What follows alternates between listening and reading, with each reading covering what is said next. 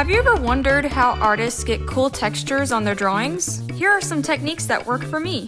First tip is to create clipping masks and fill in large areas by hand with unique textured brushes and brush sets. For Photoshop, I recommend the Spring 2024 brush set. It comes with a lot of unique textures, tools, and stamps. For Procreate, I recommend the TDSS brush set. It comes with a lot of brushes and a lot of unique textures. Apologies to Clip Studio gang, I got nothing for y'all. When rendering, using small scratchy strokes with a textured brush really amplifies the texture of a piece and adds to the aesthetic appeal. My last tip is to use free stock images of textures and colors to overlay on top of your drawings. One thing I love to do is take a picture of holographic texture and then overlay it onto my already colored piece, setting it to overlay and a low opacity, which results in unique textured color variations. Let me know if you have questions, and thanks for watching! Basic sketch tips. Make sure you have a pencil brush with the opacity at 50 or below. Trace references as practice. This will help you break references down into shapes easier and help your line confidence. You'll learn how to stabilize your hand and use fewer strokes. Don't trace every single feature, just the general ones. Double lines where you think it will look good. Don't think too hard on it. Sketches are spontaneous and fluid. When drawing hair, don't draw every strand. Focus on the silhouette. Simplify the front strands and back. On the inside, pick and choose what strands you want to keep. Duplicate your layer and adjust the opacity on the layer on top to whatever percentage. I usually keep mine around 30 to 50. Outline your sketch by making your pencil bigger and the opacity 100. Line weight helps make your sketch have depth. Add line weight where 2 points meet and anywhere you want to define. Duplicate the outline layer and set the top layer opacity to around 30-50. Let's add some extra stuff and fix some things. I like to add a lot of geometric shapes and crosshatch.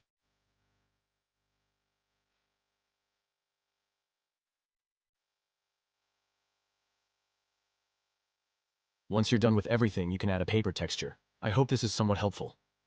Tips for using a phone and finger to draw on IBIS Paint. Open your brushes, choose your brush, and press the arrow on the side. Go to the dynamic settings. Change the speed thickness. I use around 70%. It makes your brush size change like a stylus with speed thickness without. Make any brush a blending tool by going to type settings and changing from mono to water. You can then adjust the wetness and color drag to your liking. Before, after. Happy drawing. Bye-bye. Do you want to improve color in your drawings? Here are 3 tips that will help you. Tip number 1, values. Your values, which is what your drawing looks like in black and white, is the most important thing for your drawing's readability. Shadows is a whole topic in itself, but keep in mind that if they work, almost any color will work. Tip number 2, saturation. Here's the base color for my drawing. I could shade it like this, by using a darker orange, which is just an orange mixed with black. However, if instead of using black, I use a naturally darker color such as red, this is what it looks like. The color is much more saturated and interesting. Use colors to paint your shadows, not black. Tip number 3, palette. This is when it's good to look at the color wheel. There are a lot of combinations possible. A good rule to keep in mind is that warm light generally casts cool shadows and vice versa. You can experiment, and with practice, you'll see what works. 10 digital art tips in 1 minute. Let's go! Instead of shading with black on a lower opacity, use a multiply or linear burn layer instead. Make sure to use references when you're drawing. No one can remember what everything looks like off the top of their head. When painting, make sure your midtone is more saturated than your shadow tone. This especially helps when trying to make skin feel more vibrant and alive. Make sure to name your layers, especially if you have a lot of them. Learn basic perspective. This will really help out if you want to draw backgrounds. If you're using Photoshop, hold Shift to draw a perfectly straight line. Learn color theory. When drawing a human, simplify their anatomy into basic shapes. This will make it much easier to draw. If you don't know what colors to pick when coloring a character, use a pre-made color palette. You can find heaps of these online. When drawing line art, don't be afraid to draw over your already existing lines. Just make sure to erase the parts you don't want after.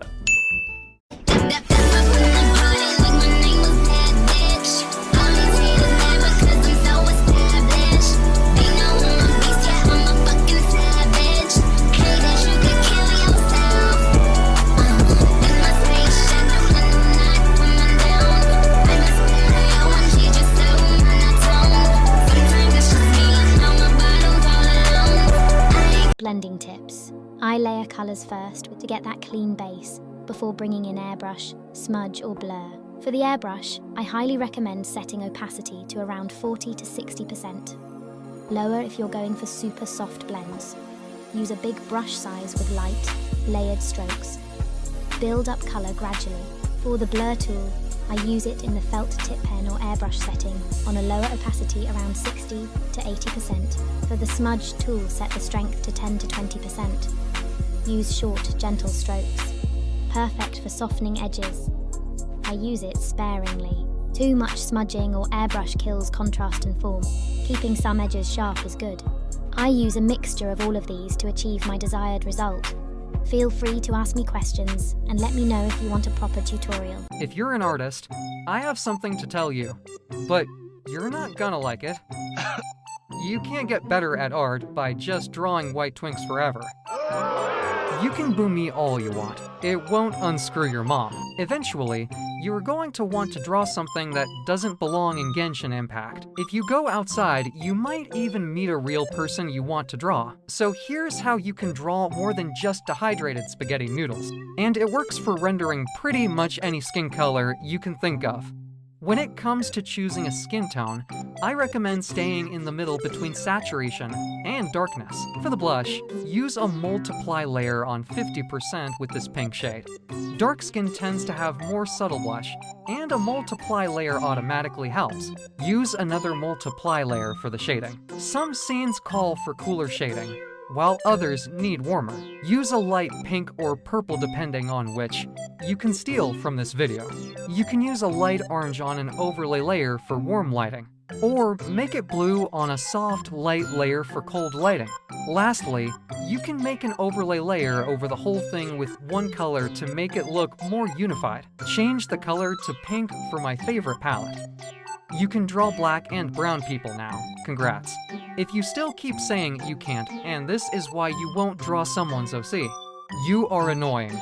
This is why your parents are divorced. If you're the type of artist that always draws the second eye something like this, then this video is for you. Here are 3 tips for drawing better eyes. Tip number 1 is the eyelids wrap around a sphere. That means that if your character is looking down, something like this, you're going to have something that is kind of like a straight line on top and a curve underneath the eye. And the other way around, if your character looks above, you're going to have the curve above and then a straight line below the eyelid. Tip number 2 is that eyes aren't stickers. If you're going to draw the eyes, remember that the eye that is farther away from you is going to look different depending on the perspective. So instead of drawing something like this that looks terrible, draw better something like this and give the eyes a 3-dimensional shape. And tip number 3 is my favorite, is that eyelids have volume. Whenever you are drawing a character in 3/4, remember that you are not able to see the last corner of the eye, the one that is far away from you. So instead of having this, you're going to have something more like this one right here. If you like tips like this, check out digitalpaintingmaster.com, where I put everything that I know about being a One really weird anatomy tip I learned from my professor is to draw feet like teeth. Now, this isn't to say that you should be drawing weird teeth-feet hybrids, which would be honestly terrifying, but instead to draw the negative space in the toes, like how you learn to draw teeth. For example, if you drew each tooth individually in the mouth, it usually ends up looking weird and kind of creepy. So what people tell you to do is draw the overall shape and then add in the negative space, which is the gums. You can apply this same logic to feet, where you just draw the overall shape of the foot and then you can fill in the negative space of the toes. Of course, you might have to edit the shape afterward to fully show each of the toes, but just starting with the overall basic shape and then filling in these negative spaces of the gaps of the toes really helps when figuring out how to place toes and not having to draw them individually and ending up with some scary looking feet. So now with this trick, you can draw amazing looking feet, which might be a blessing or a curse depending on how you look at it, but you'll thank me when you have to draw a character in flip-flops inevitably. A common mistake artists make when practicing is just drawing random boxes. People always recommend drawing boxes if you want to get better at perspective, but there's one really important thing you need to know to make this practice actually effective. You shouldn't just draw boxes of random sizes. These boxes are supposed to be representations of different objects, and therefore they have to have normal proportions and be foreshortened correctly. Always use a reference of something and then try to reproduce these proportions from different angles. The more you draw boxes like this, the better your intuition will get and the easier it'll become to draw proportions.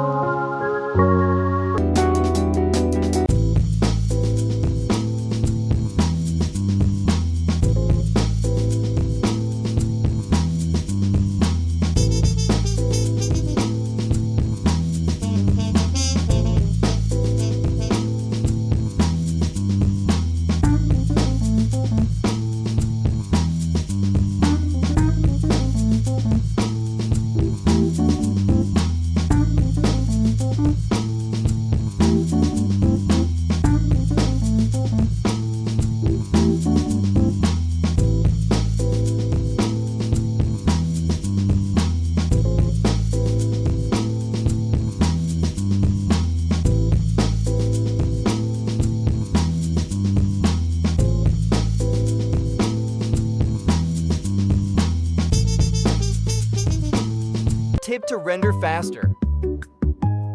When removing the excess flat color, many people change the brush size to fit in the crevices.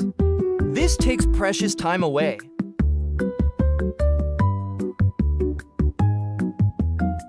Instead, stick to a bigger brush to erase big chunks faster.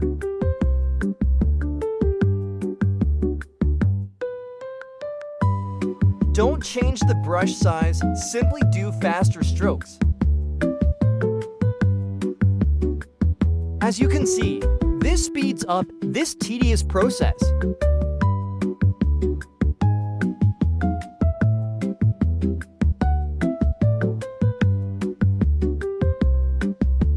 This is a critically important painting secret that I'm happy to clarify. I see a lot of art that looks like this when it should look like this. The problem is that the darkest value in the light area is darker than the lightest value in the shadow area.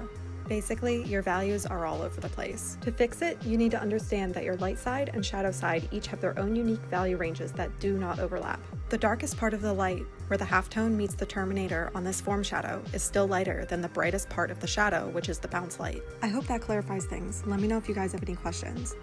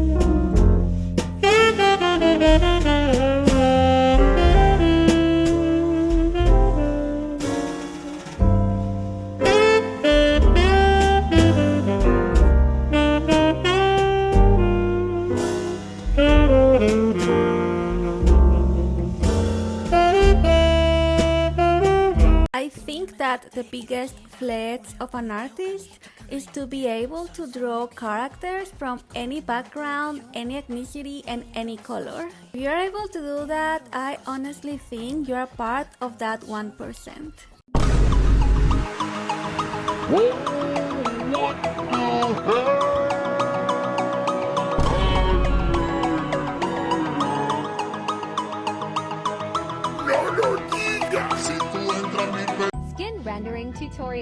For darker skin tones, I try and stay away from ashy colors and keep my palette saturated. I use the drawing at the top as a reference for shading. I have shading on the jaw, underneath lips, nose, eyes, and brows. After this, I add more depth by selecting an darker color and being more precise with where I draw it, such as in between lips and underneath noses. I color pick the skin, making a mid-tone color that's a little darker and more saturated than the skin. Blending the harsh lines, I create this with the shadow. After this, I add highlight trying to make the face look less flat. I layer my highlight. The first is less visible, the second one is more bright. Also, I usually make the highlights correlate with the character's palette. Opening parenthesis is dodgy, and this time I use purple instead of a lighter shade of her skin tone. For eyes, I use a dark gray instead of bright white. And like before, the highlights correlate with the palette. 3. If you're finishing a drawing eye, might add an orange, red overlay to make the color look nicer, but that's pretty much it. I really hope this class was helpful for an eye badass. Plain stuff.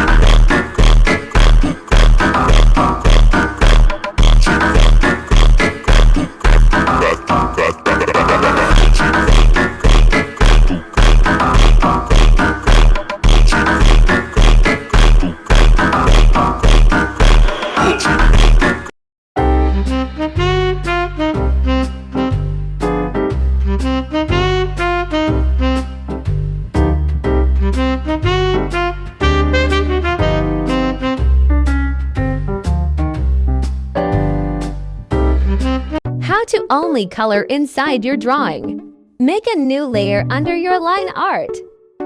Close the gaps if you have any. Select the magic wand tool. Tap outside your drawing. Tap invert selection. Fill the illustration. Go back to the magic wand tool and remove your selection. Now you can make new layers on top of this layer and clip it. You can now start coloring. If you don't like the gray color, you can just color it the same as your background. Select the gray layer and turn on alpha lock, then color it. It still works the same. You can keep making new layers and clip them all. It will still stay inside the drawing.